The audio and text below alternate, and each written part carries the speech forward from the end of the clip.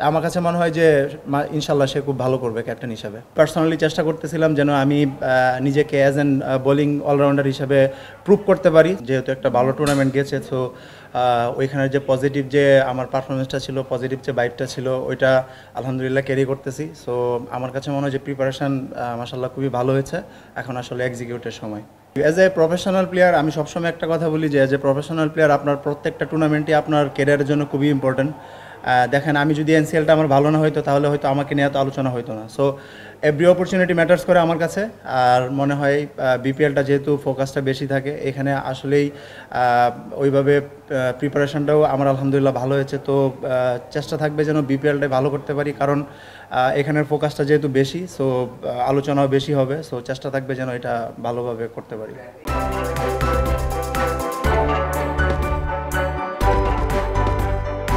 NCL টুর্নামেন্টটা ভালো গেছে, তো আমার কাছে মনে হয় ভালো যাওয়ার থেকে আমার কাছে আমার পার্সোনাল ক্যারিয়ারের জন্য এটা খুব ইম্পর্টেন্ট টুর্নামেন্ট ছিল। কারণ আমি চাচ্ছিলাম অনেক দিন ধরে আমার যে ট্যাগ যেটা আছে, আমার শুধু বলার ট্যাগটা ছিল।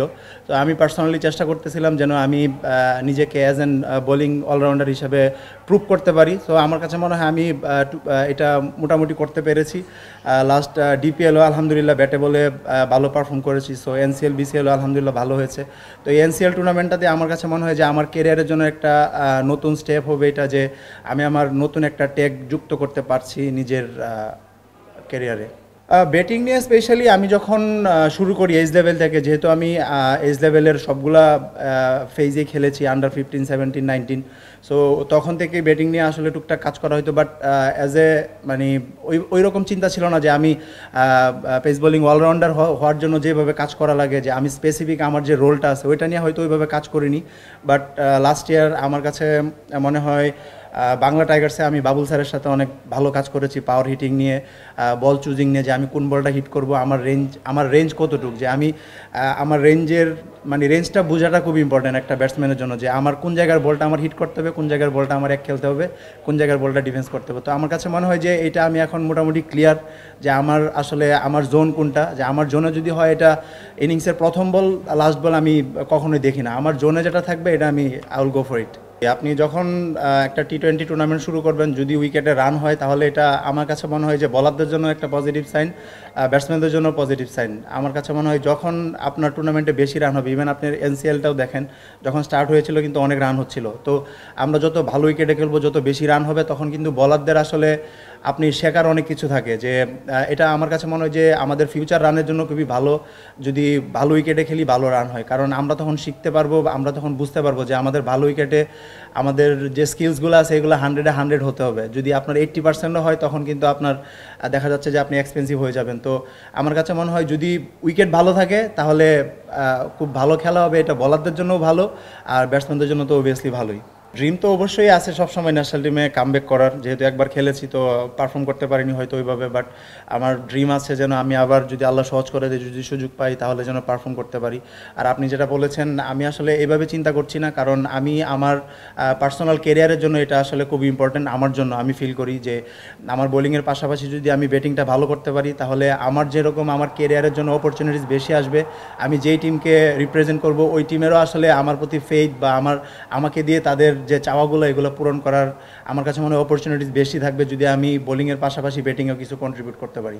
দর্শকদের একটা ইনসিডেন্ট হয়েছে, তো আমার কাছে মনে হয় আমরা আসলে ক্রিকেটটা খেলি দর্শকদের জন্য, এটা দর্শকরা যাতে মাঠে আসতে পারে, দর্শকরা যেন খেলাটা উপভোগ করতে পারে, এই অপরচুনিটি যেন তাদের করে দেওয়া হয় সুন্দরভাবে।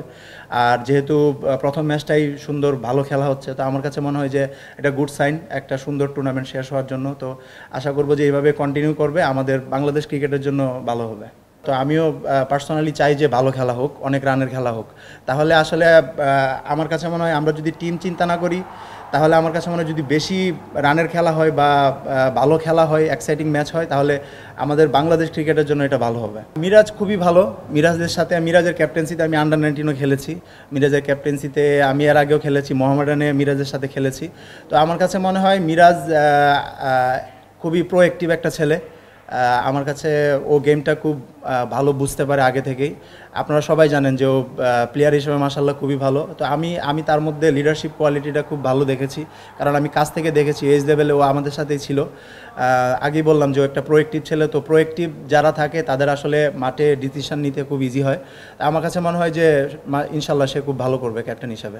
প্রতিপক্ষ যদি চিন্তা করেন, আসলে সবগুলা টিমেই খুবই ভালো টিম হয়েছে। যেহেতু প্রথম ম্যাচটা হাই স্কোরিং ম্যাচ হচ্ছে, তো আশা করবো যে সেকেন্ড ম্যাচগুলোও হাই স্কোরিং ম্যাচ হবে, কালকেও হাই স্কোরিং ম্যাচ হবে। তো আসলে যেই দিনে যারা যেই টিমটা ভালো খেলবে, যে টিম হিসেবে খেলতে পারবে, তাদের জেতার সম্ভাবনাই বেশি। আর আমাদের টিমটা মাশাআল্লাহ খুবই ব্যালেন্স একটা সাইড, আমি যেটা ফিল করি। আমাদের লোকাল কালেকশন খুবই ভালো, আমাদের ব্যাটসম্যানরা মাশাআল্লাহ খুব ভালো শেপে আছে। নাইম শেখ অনেক রান করে এসেছে, আফিফ ভালো শেপে আছে, মিরাজ ভালো করছে। আর বলাররা হাসান মাহমুদ, আমি আছি, তারপরে নাসুম আছে। তো আমাদের বোলিং ব্যাটিং খুবই ভালো একটা কম্বিনেশন আছে। আর চিটাগংও ভালো টিম। তো আমরা আশা করব আমরা যদি অ্যাজ এ টিম হিসেবে খেলতে পারি, তাহলে ইনশাল্লাহ আমরা ভালো করব। আর নিজের লক্ষ্য চেষ্টা করব, টিম আমাকে যে রোলটা দেয়, টুর্নামেন্ট শেষে হয়তো দেখা যাবে যে আমি কতটুকু ফুলফিল করতে পেরেছি। আর পার্সোনাল লক্ষ্য থাকবে, আমার টিম যেটা আমার কাছে ডিমান্ড করছে ওটা যদি আমি ফুলফিল করতে পারি, তাহলে আলটিমেটলি আমার কাছে মনে হয় আমার পার্সোনাল গোলগুলোও অ্যাচিভ হয়ে যাবে। আর প্রত্যাশা তো সবসময় থাকে যে বিপিএল, যেহেতু আপনারাই বলেছেন বিপিএলে ফোকাস বেশি থাকে, তো এখানে পারফর্ম করলে আসলে সবার নজর বেশি থাকে। তো চেষ্টা করব যেন এখানে ভালো করতে পারি। আর ভালো করলে অপরচুনিটিস আসে, ভালো করলেই কথা হয়, খারাপ করলে কখনো কথা হয় না। সো চেষ্টা থাকবে যেন এই টুর্নামেন্টটা যদি ভালো যায়, তাহলে ইনশাল্লাহ আমার ক্যারিয়ারের জন্য খুবই ভালো একটা সাইন হবে এটা। ফরেন প্লেয়ার আমরা আমরা লাস্ট 2 দিন প্র্যাকটিস করেছি। তো আমাদের টিমে যারা এসেছে, আমাদের ইব্রাহিম জাদরান আছে, তারপরে পাকিস্তানি সালমান ইরশাদ আছেন, তারপরে অস্ট্রেলিয়ান একজন উইল বশিষ্ঠ আছে, দারুইস রাসুলি আছেন, ওশান থমাস আছেন, মোহাম্মদ নওয়াজ আছেন, পাকিস্তানি অলরাউন্ডার। তো আমাদের আলহামদুলিল্লাহ 6জনই তো না ভাই, 6জন ফরেন রিক্রুট আছেন। আসলে প্রত্যেকটা টিমেরই প্রাথমিক লক্ষ্য থাকে আসলে টপ 4 থেকে শেষ করা। তো আমাদের প্রথম টার্গেট থাকবে অবশ্যই টপ 4 থেকে শেষ করা। তারপরে আসলে যখন কোয়ালিফায়ার আসবে, এলিমিনেটর আসবে, তখন আসলে আমরা হয়তো নতুন করে লক্ষ্য সেট করব। বাট ফার্স্ট টার্গেট থাকবে কোয়ালিফায়ার যাওয়া। আর ইনশাল্লাহ সবার টিমের মধ্যে পজিটিভ একটা ভাইব আছে, সবাই চাচ্ছে যে যেন আমরা কাপটা নিতে পারি, যেন আমরা চ্যাম্পিয়ন হইতে পারি। সো এটার জন্য আসলে প্রথম স্টেপটা হচ্ছে টপ 4 মধ্যে শেষ করা। তারপরে ইনশাল্লাহ আমরা কাপের জন্যই লড়বো। Thank you very much. আসসালামু আলাইকুম।